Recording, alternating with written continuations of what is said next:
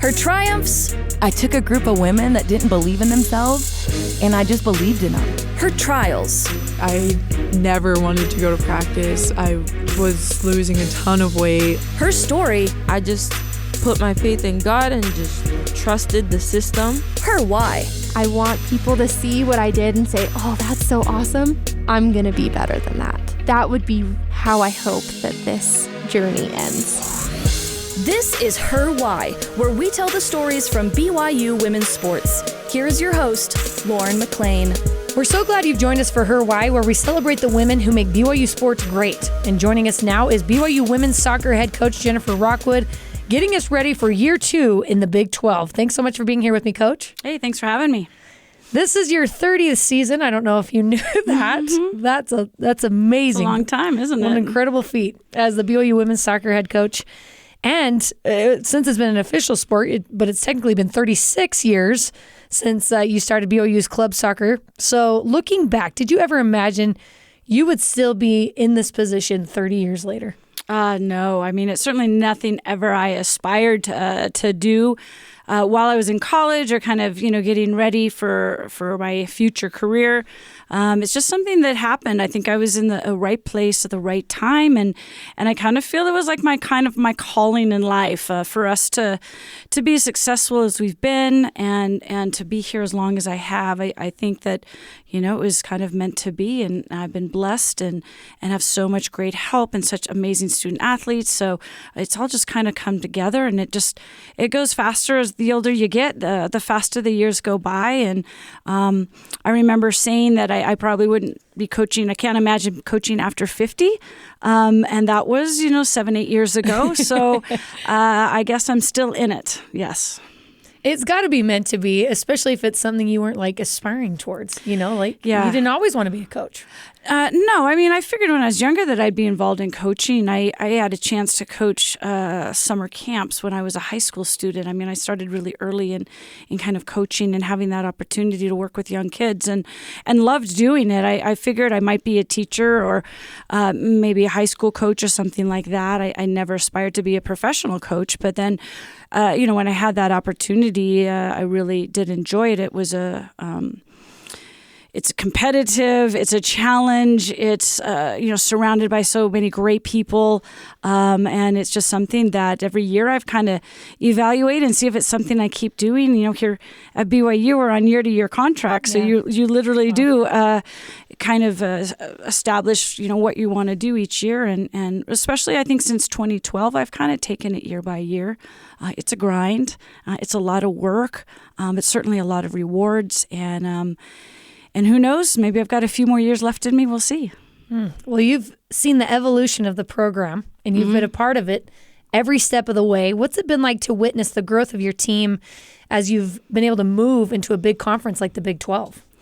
It's certainly been an amazing journey, helped by so many people. I remember as a club coach working with Elaine Michaelis and Ann Valentine, particularly those two women who obviously were phenomenal coaches in their time, and building the club program, just waiting for the opportunity for it to be sanctioned. And with Title IX happening in 1994, 5, and 96, a lot of Division I programs were added. So, I've had the chance to see it go from driving in station wagons and vans and sleeping on floors and sleeping bags to obviously the great travel that we have. And as we've prepared, we've kind of taken steps each season. We were competitive right from the beginning back in the WAC, the WAC, right? And then we moved to the Mountain West Conference and we're able to do well there. And then a big jump for us, I think, going into the WCC with a lot of prominent national championship programs and did obviously quite well and kind of moved to the main team in that conference. And then obviously making this big jump to the Big 12 has been very exciting, very rewarding. Just the level of competition has increased. The level of exposure has certainly increased. And that's allowed us to continue to build our program to be one of the best in the country. You were picked to finish top of the league in year 1, which speaks volumes about the state of the program. Did you have any trepidation about the change, or did you just feel like you were prepared? We were excited. We anticipated the change coming, and we had done very well. The WCC, I think, really prepared us the level of competition and play. Playing Santa Clara in the Final Four in 2021, I think we were definitely prepared. It was a great honor for teams to vote us to win it. I think that was based on our roster and who we had competing. That group of players had been together. So if there's any year that you want to go into a P5, I guess P4 now, that was it. Schedule, it was with this group of athletes who had been together and really desired and felt like they could make it back to the Final Four and win a national championship. So I think if anything, we were just really excited to be challenged and prepared for the next level. With a new conference, especially a big conference, comes a little bit more money. You mentioned more exposure, a little bit higher levels of competition. Did you have to change the way you trained your women in practice at all, or did it remain pretty consistent? No, it was pretty consistent. Prior to the Big 12, we'd always played a very competitive non-conference national schedule, which is, put us up there with some of those other teams that you hear consistently in women's soccer. So we felt that it wasn't. I was actually nervous because we put our schedules out a couple of years in advance. And so not only did we have a really tough non-conference schedule, but now we had the Big 12 schedule on top of it. So it's something we've always gone for. It always, makes me quite nervous as we start getting ready for it. But I know in hindsight, it's something we've always done. It's worked out very well for us. You typically will play up to the level of competition, and we've had great success in playing the bigger programs and bigger teams. And so we didn't do much different other than our schedule, and the logistics of the Big 12 was very different for us and very different than any other team in the country. With us having now to play on Thursday, Monday, because we are obviously the only team who doesn't play on Sunday, and our conference in the WCC and previous conferences had made arrangements, so it was Saturday. But with the Big 12 having football on Saturday, I don't think they were even close to considering moving any soccer games to Saturday, so they moved us to Monday. So obviously not being able to practice prior to a game was something we kind of had to adjust to, having to play on a Monday night, especially on the road, and get home and then be ready for a Thursday game. It's a big, quick turnover that no one else in our conference had to do. So there were definitely some logistical challenges, but we knew they were coming, and they're out of our control. So we just did everything we could to prepare for those. So that's really the only way our training changed as we went into the Big 12, is just preparing for some of those challenges. And the travel. And a lot more travel. And I think the previous 10 years or so, even with this group, we've traveled a lot for non-conference. So I think we were ready for it. It is different to travel a little further. It's different from going to the West Coast, to Portland and to Santa Clara and to those schools, and instead going to Texas. And, we didn't have to make the big trip out to Central Florida or to West Virginia. So we actually were quite effective and very good on the road, but a lot of those girls had that experience in previous seasons. When you look back at that first year in the Big 12, what's one of the toughest moments that you remember, and kind of how your team responded to that? Well, we had a few. I mean, every season, even the best of seasons, have those ups and downs and those challenges, and you kind of see what kind of team you have and what the resiliency is. But one of the first kind of real frustrating things for us was, we had just lost to Utah State after being ranked number 1 in the country, and that was quite a challenge.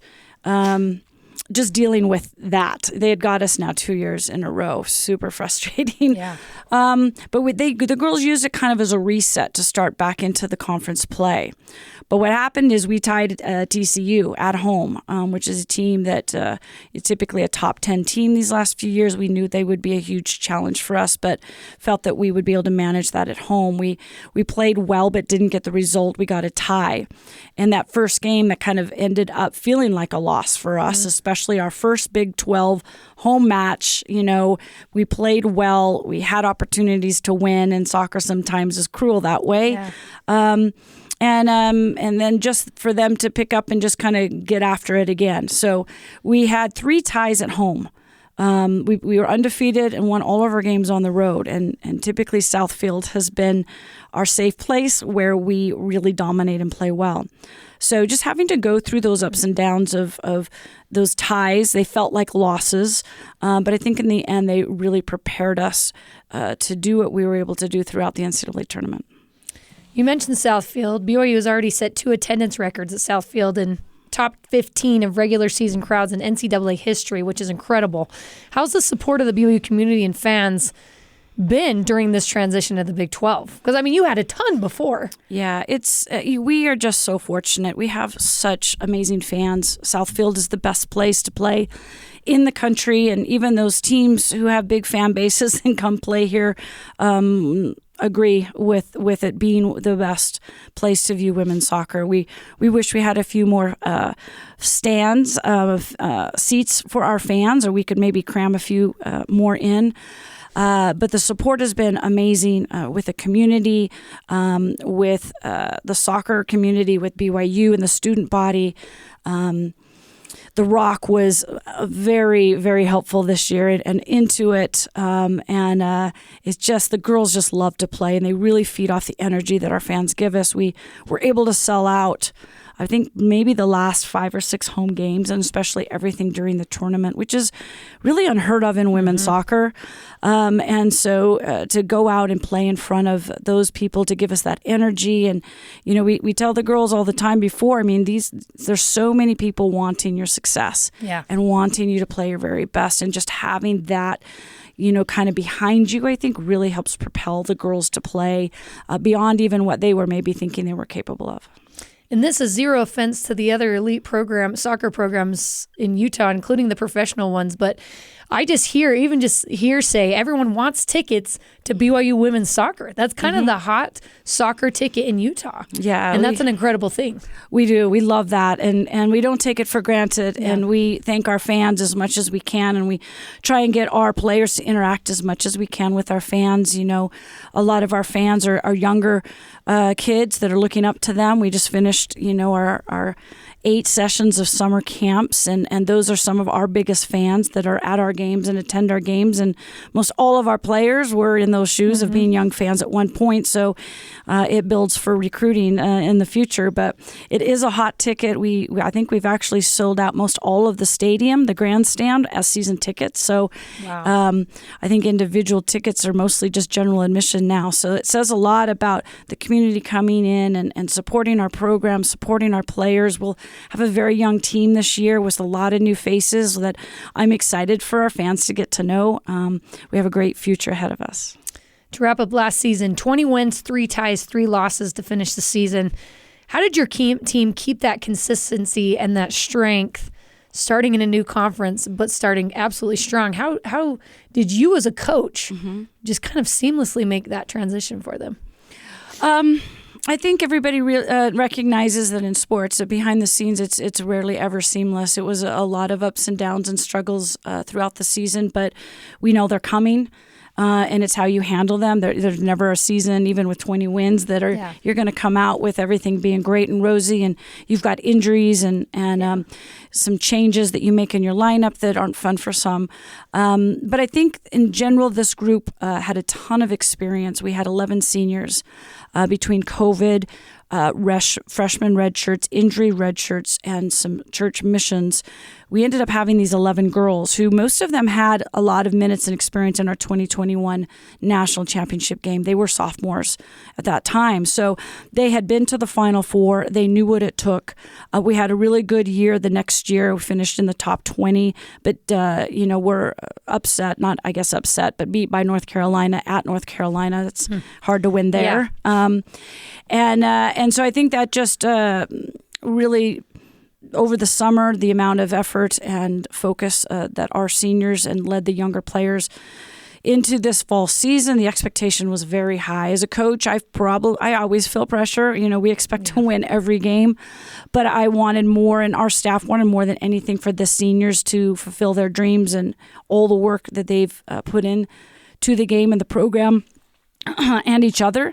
We wanted them to see that success. So we also talked about winning a national championship from the first week of our preseason. So that in and of itself puts quite a bit of pressure on everybody. But again, I think just the leadership and experience of our team made a lot of difference. That senior group led by captains Jamie Shepard and Olivia Wade-Katoa was huge. We had basically our whole returning group from the previous year.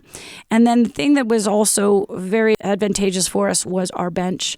We had 6-7 players consistently coming off the bench that easily could have been starters who accepted their role and came in. I think 3 of our people off the bench had almost 10 goals each, which helped us to be one of the leading goal scoring teams in the country last year. So I think there's so many different pieces. You can't really put it into one thing, but I think the biggest thing was the desire and the goals and experience and leadership of our senior group.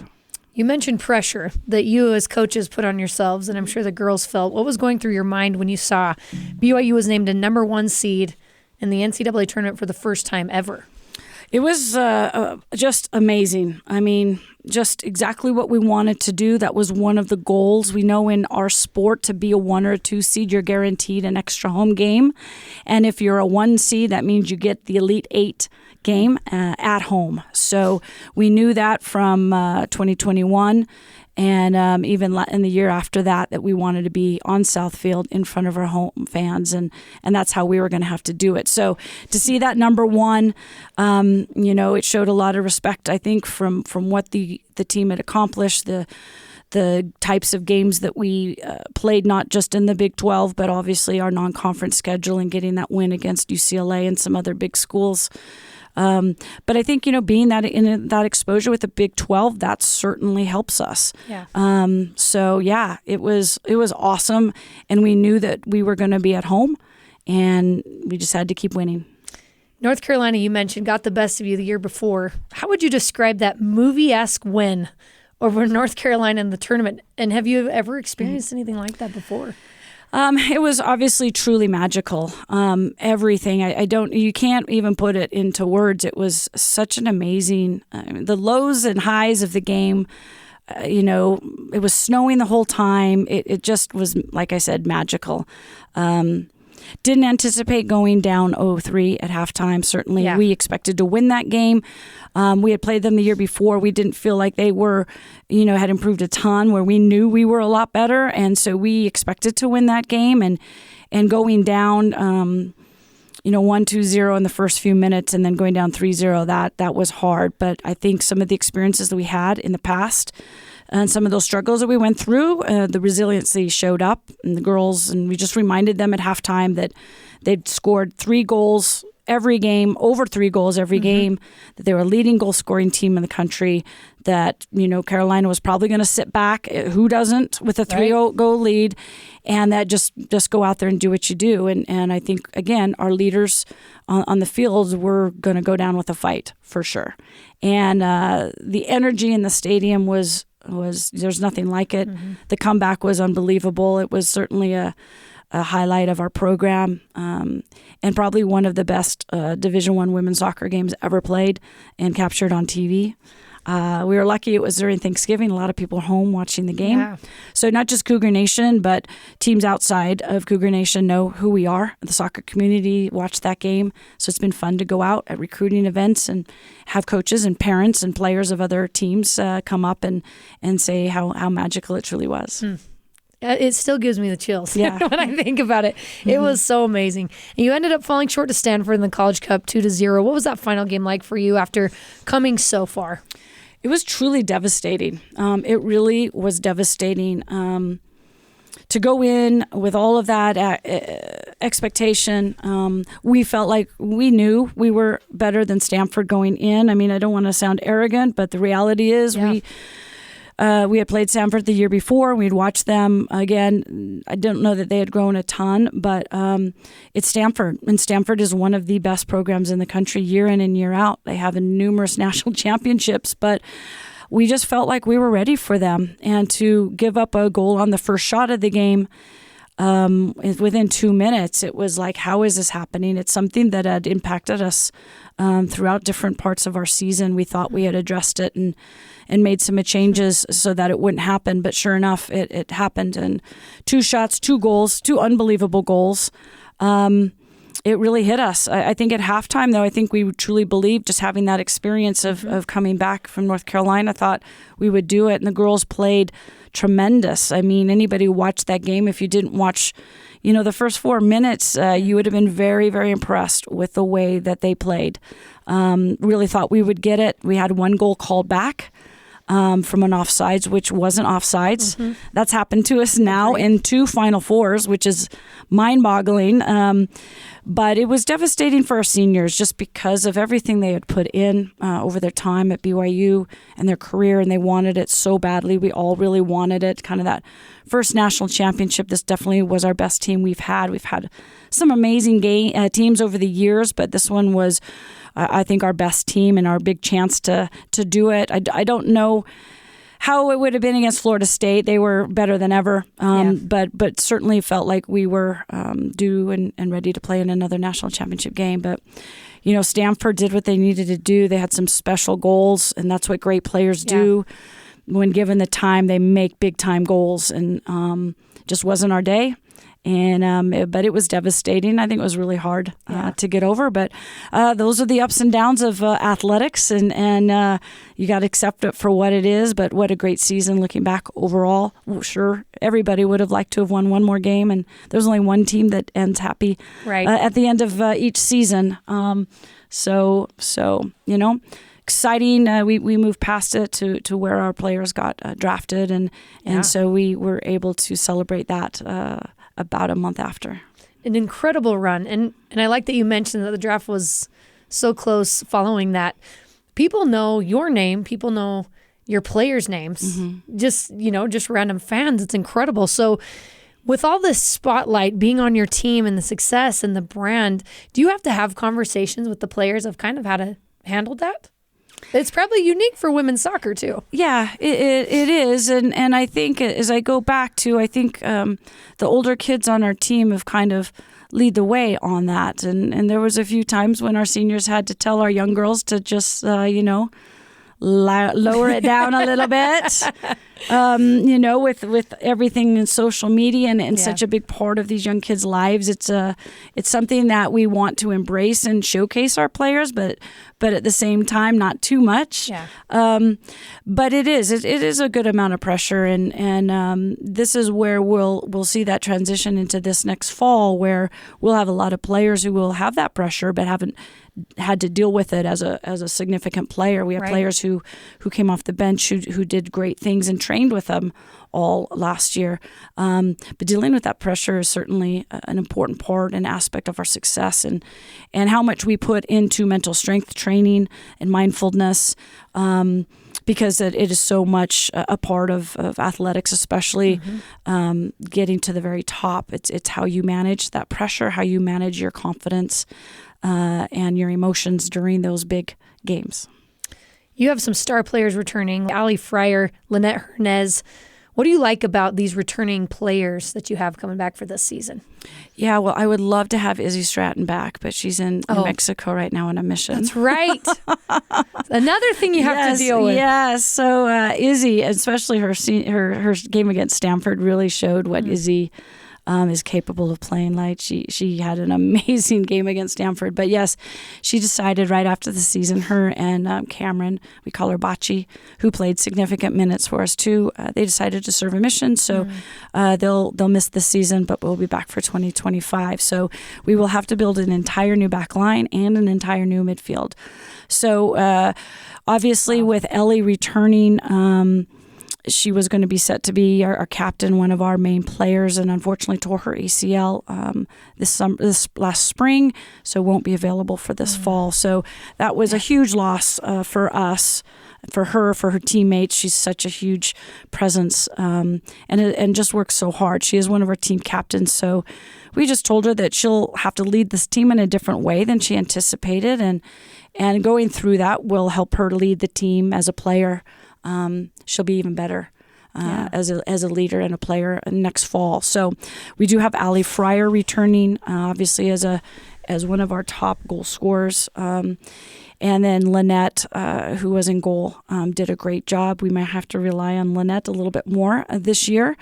But we feel like even though we don't have a lot of experience, we have a lot of talented players who are very hungry for their time on the field to make a difference. So I think, trusting the process of playing our style and our system and our philosophy, not changing anything, but just getting these young players into what we've had so much success doing the last 3 years. We might have some bumps along the road this fall, but we always do. But I think we'll be ready, and I think we'll surprise a lot of people. And you've done this before. This is nothing new. Well, I do it. We do it every year. Typically, you'll lose 5 or 6 significant players, and so we kind of just reload. This will be the first time where we're really out 14 players from last season, which we've never really had to deal with before. And we brought in more players than we typically bring in. Last year, we only brought in 4 freshmen. This year, we'll have 10 new players between freshmen and a couple of return missionaries and transfers. So I think that's a unique challenge that our staff is looking forward to is, we've always had to come back and rebuild a little bit or reload, is like we like to say, but we will have to rebuild a little bit this year. Well, 10 new freshmen coming in. What are you looking for with these freshmen? Because straight out of high school, very young, and then they're being put into one of the top conferences in the country. Right. What are you looking for as a coach and potentially as a starter? Because some of these girls may be starting as well. Yeah, we've been a program that's always, that's why we're good, is because we've got great players, right? And we always have great freshmen. We've never really had to rely on them. Yeah. We've always known that they're going to be great, and then you just kind of figure out when they're going to step up and have a significant role. We've always had a freshman or two play a significant role for us. But this year, we're probably going to have to rely on them a little bit more. We actually have 2 girls who aren't just true freshmen, but they reclassified. So they're really just going into their senior year of high school. So they're mature and they're very good players and they're ready for this level. But that makes them even younger than a true freshman. So I think the fact that they've been able to come and be around the team, working camps, that helps with your chemistry and your culture and getting to know. It takes a little bit of the pressure off because now you've been on campus, you've worked with a team, you've worked out together with our strength and conditioning coach. You've played together out in some staff challenge games with some campers on South Field. I think that's always been successful for helping our freshmen kind of adapt. We had 2 girls graduate early and joined us in January. So we have Micah Cromanhook, who I believe will probably be a significant player right off the bat for us. And she came here in January and started all of our spring games. But we really have some talented freshmen. They're versatile, so we could play them at different positions. And so a big thing will be kind of putting the puzzle together, finding out where their strengths are going to be, where we need the most help, and then help them build their confidence through those different roles. But I think you'll see some freshmen, you'll see some return missionaries that redshirted last year because they weren't really quite able to play yet after their mission. But they're ready now. I think 2 that have stood out over the summer are Caroline Stringfellow.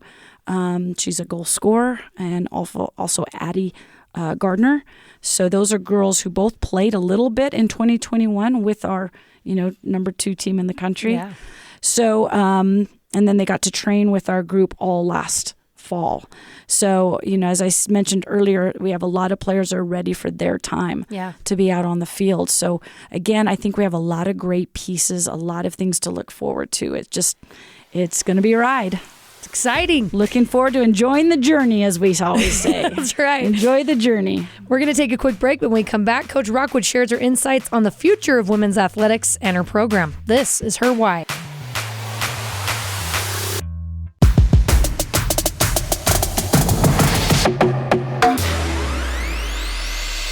Welcome back to Her Why. I'm Lauren McLean, continuing my conversation with BYU women's soccer head coach Jennifer Rockwood.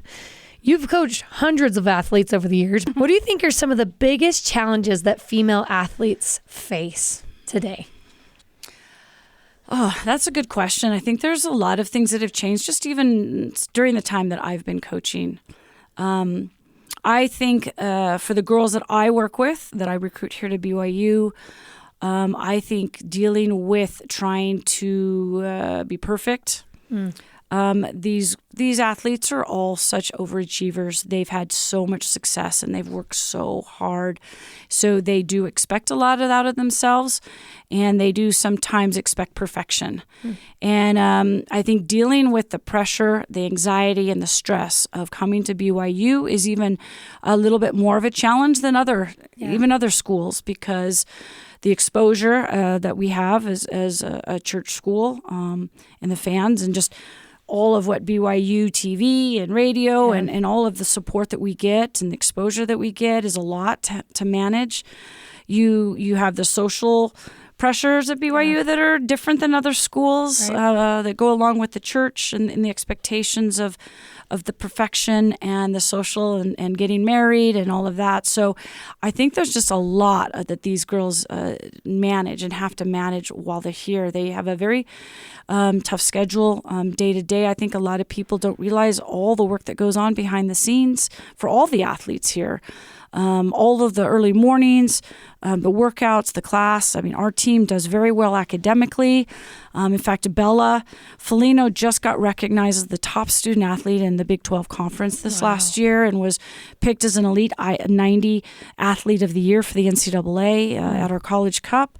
So these girls have, an academic pressure along with all of the soccer. So I think that's the biggest thing is not putting as much pressure, learning the tools to deal with the stress and the anxiety, and then finding their confidence and finding that they have more of an identity than just a soccer player, because their whole life, obviously, and all the other sports revolves around it. I know as I've talked to a lot of my players, as they get injured or have an ACL or a season-ending injury, they learn how to deal with themselves without soccer. And I think that's a good experience, although it's tough for them to be out. They realize their importance is more than just a soccer player. So finding their true identity as really a child of God, and recognizing they have so much more value than they think they do. And some realize that, some don't. But I think finding their confidence is something they're always struggling with. Yeah. These are girls who are so good and still don't believe in themselves enough. And so I think as our staff, I feel like one of our biggest jobs is to help alleviate pressure, not put more pressure on them, but it's how to alleviate the pressure that they put on themselves. Just like as coaches, we have to try and alleviate the pressure we put on ourselves. And then helping them find their confidence. And whether that's a starter or someone coming off the bench or someone who maybe doesn't play, is how do they find value in the role that they have on the team and how they contribute and how their energy and their just kind of their whole choices and everything they do impacts their teammates. Yeah. I think I've seen where these girls learn so much from each other. They become a family. They support each other. They go through hard times together.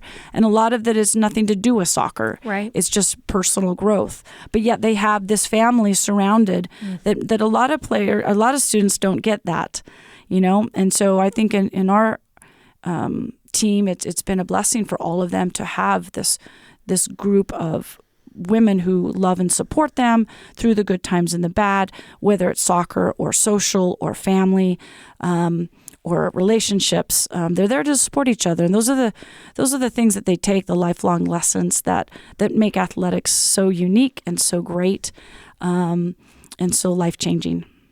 Being a coach is so much more, and having a successful program is so much more than what you see on the field. Like, it's just incredible, all those things that you're saying that we can't see.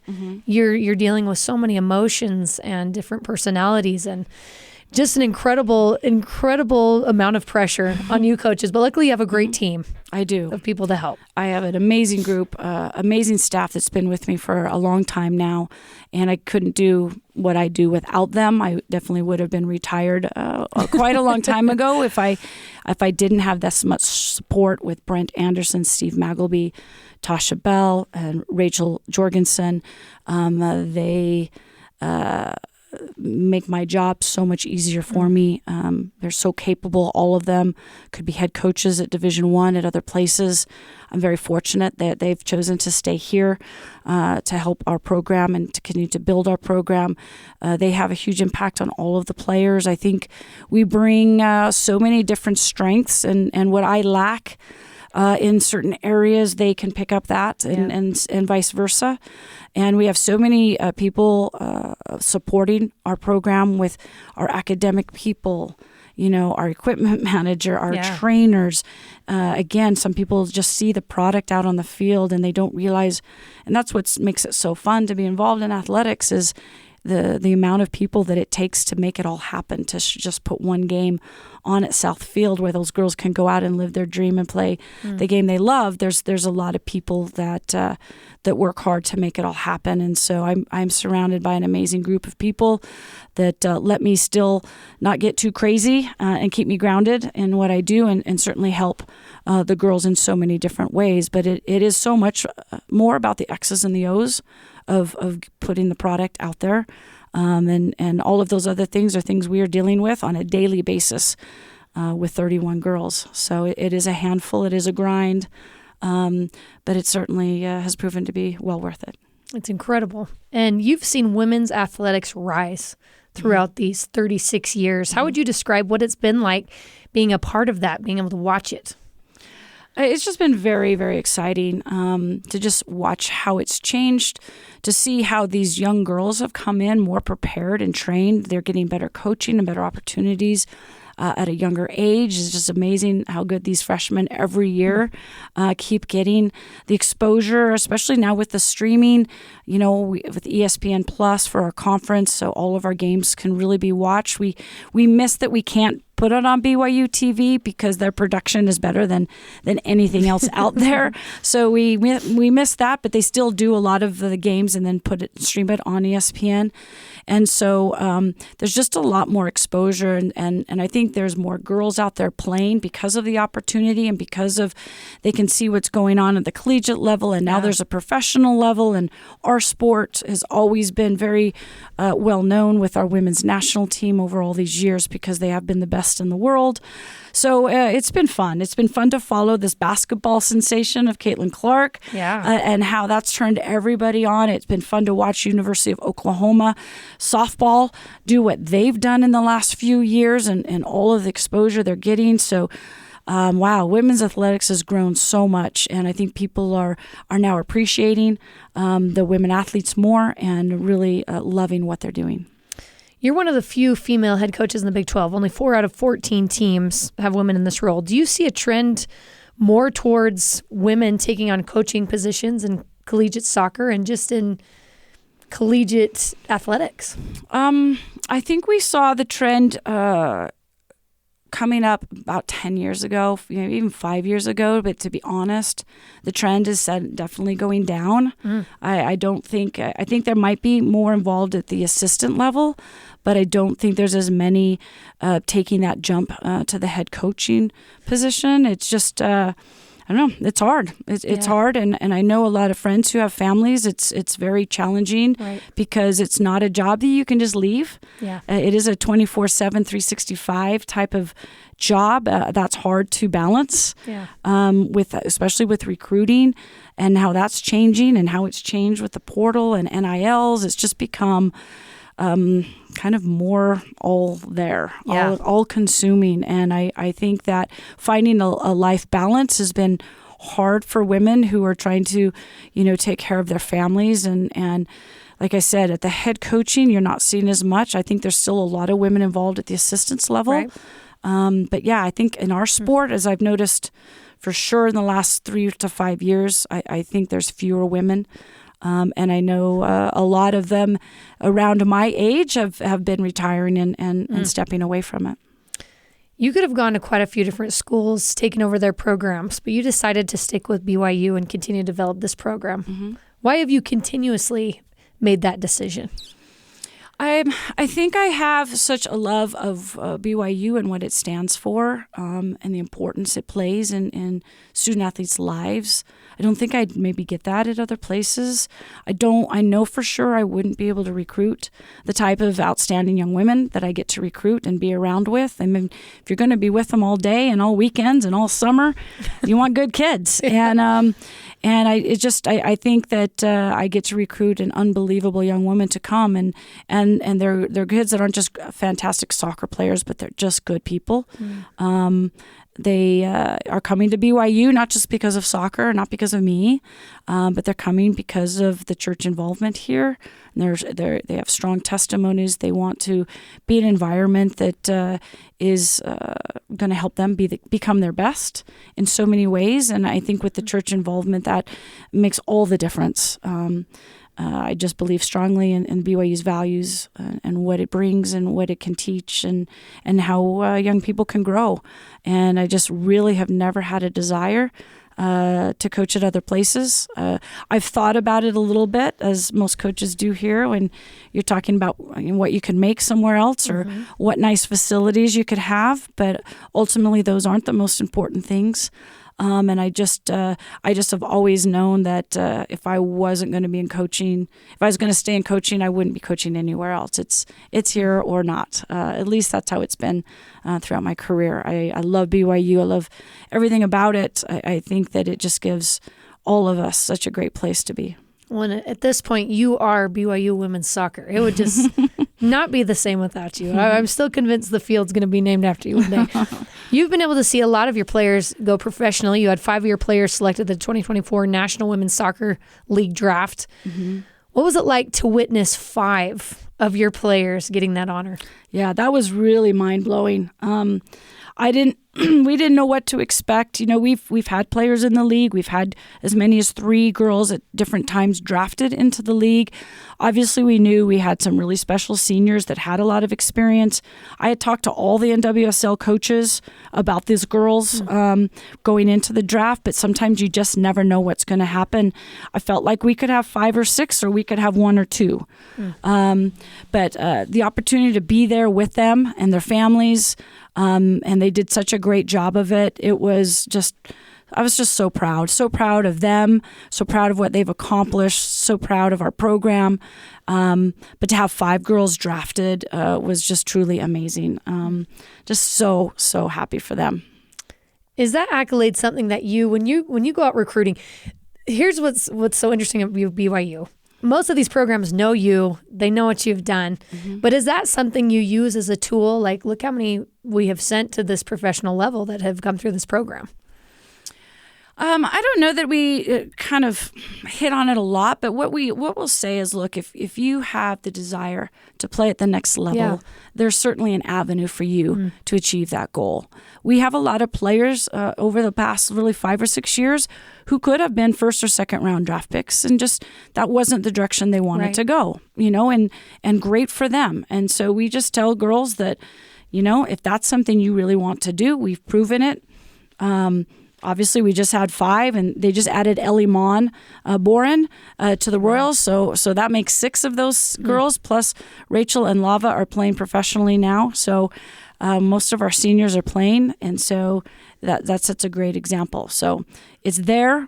As I mentioned, most of our girls because they can come to BYU, get a great education, be in the environment they want to be, and play at the highest level. And if they want to pursue the pro leagues, then we've proven to develop players that can play at the pro level. Do you keep in contact with a lot of those women as they're playing? Absolutely. I've been able to go to all but one of the Royals' home games. It was fun. I just reached out and said if they wanted to come down and come to camp with all the campers. I had all 5 of them here that came down and participated in that camp. And so, yes, it's fun and very rewarding to keep track of them. You've been in the coaching world for a long time. Do you feel like your coaching style has evolved, or have you kind of kept your same core principles throughout all these years? I think yes and no to that question. I think that obviously, hopefully, I've learned a lot and I've grown a lot and I've become a better coach through all my experiences. I've tried a lot of different things.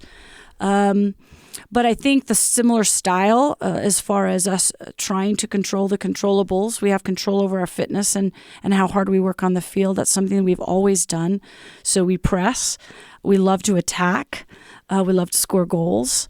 And so we're a very high energy, high attacking, high pressure team. I think that's something we've always done. I think that we found better ways to do it. I think, especially adding Brent and Steve, tactically, I think that has helped our team become smarter and be able to do all of those things that much better. We found a unique formation that's worked very well for us that we'll continue to stay with because it's different than what other teams do. So sometimes most of the time being different is a good thing. Yeah. And being unique.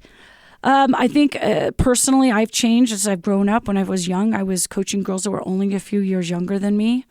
I think I've softened up quite a bit.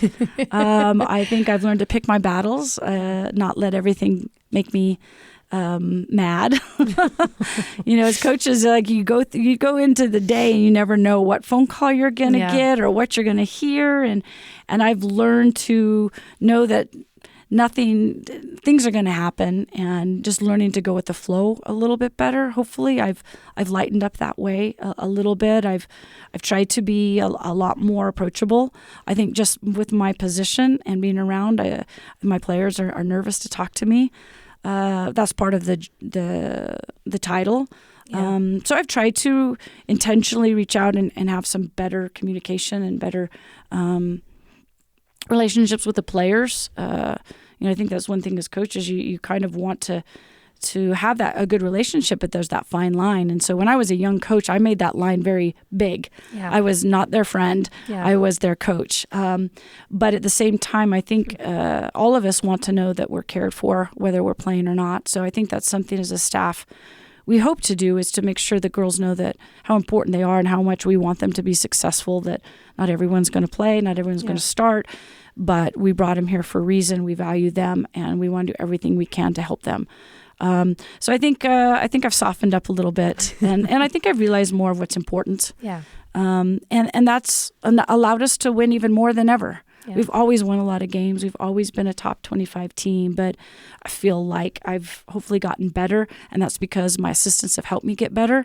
And just through all of my experiences, hopefully I've been a good learning person, and I've learned a lot. And so much of that isn't the tactical part of it. That's more about the leadership and the relationship part of it. I think that is even a bigger part of coaching these days. I love that. One of my last questions for you is, how do you balance developing each individual player while still making team goals and making sure that you have both of those aspects, your team and also the individual and how they're progressing? I think one thing we try to do as we start each season is recognize that there are and will be and always are hard decisions that we have to make. That some decisions individually will be devastating to them, but every decision we make will be what we feel is best for the team. They may not agree with it, but as coaches, staff, we talk enough about them individually and collectively that we feel like decisions that we have to make as far as playing time, as far as substitutions and all of that is for the best of the team. And, one of the big things that the girls talked about last year was just being all in, knowing that you might not like the role. We don't want people to like the role if they're not playing. Right. We want them to be better, but know that they have to be all in, that it's all about the team. And I think that's so much about team building and chemistry and culture, is that we're going to win as a team, we're going to lose as a team. It only takes a couple people to help move the team in different directions. Yeah. So we talk a lot about that, both individually and collectively. But it's hard. 31 is a big number to try and feel like you're giving them the attention that they need. But then again, as we mentioned, things and decisions that we do are to help the team be better. And it's all kind of about the team, but yet every individual is equally valued and equally important. But that's why it makes it so hard.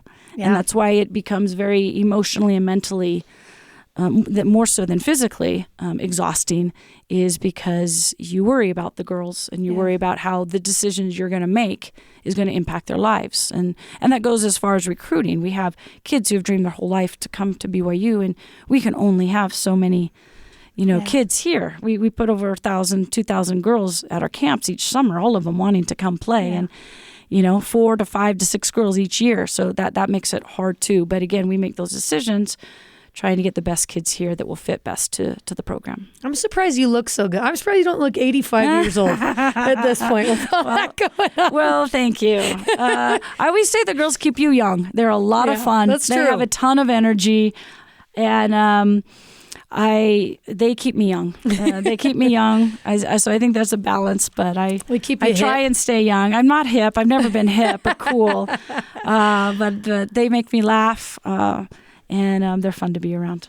My last question for you is, this team every year has the potential to make waves, another opportunity to make a big wave in the Big 12. What do you want to see from your team in year 2 of this conference? Well, I think our goal stays the same. Even though everybody knows we're rebuilding a whole new team, I mean, why wouldn't you have a goal of winning it all? It's always been our goal every season. I don't see why this season would be any different. There will be lots of challenges, and we have to be able to rise to them. But we know what it takes. We have certain things that we know we have to do in order to get those results. So we will work towards getting those. But I don't think anyone on our team would expect anything less. So I don't know how other people feel about that, knowing what we lost, but we expect to win it. And it's going to be a lot of work. We have a really hard non-conference schedule. It's actually, I think, pick number 2 in the country right now for non-conference schedule difficulties. So if anything, that will really prepare us for our conference play. We're going to learn a lot about ourselves. And as coaches, we'll learn a lot about who goes where and what we need to do and just different decisions we have adjustments that we have to make. But if you go out and play teams that you know you're going to beat, you don't learn and grow. So that's why having that really tough non-conference schedule will show us who we are, what we need to do to change to have success in the Big 12. I love it. We're here with Jennifer Rockwood, head coach for the BYU women's soccer team. Jen, thank you so much for taking the time with me today. Great. It's been fun. Thanks for having me. Thanks also to Annie Robinson and Sydney Simpson for producing this episode. Cleon Wall is a senior producer. Her Why is a production of BYU Radio. You can download and listen to all episodes of Her Why on the BYU Radio app or wherever you find podcasts. Her Why is a production of BYU Radio.